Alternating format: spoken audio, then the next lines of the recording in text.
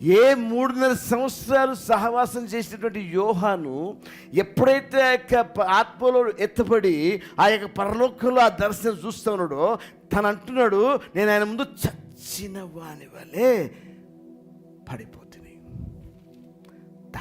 అది దేవుడు నీ పక్షంగా కోరే స్థితి.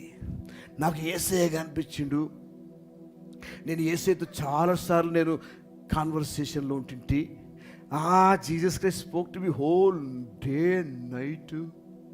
బట్ పొద్దుగాలు లేస్తే అబద్ధాలే ఆడుతా నేను, పొద్దుగాలు లేస్తే రాజకీయాలే చేస్తా నేను, పొద్దుగాలు చేస్తే మోసాలే చేస్తా నేను, కానీ రాత్రంతా యేసయ్యనే మాట్లాడతారట. I don't know how is that possible. రాత్రంతా దేవుడు నీతో మాట్లాడితే పొద్దుగా లేచినాక దేవుడు మాట్లాడతావా? ఇష్టం వచ్చిన అబద్ధాలు, బూతులు, మోసాలు మాట్లాడతావా?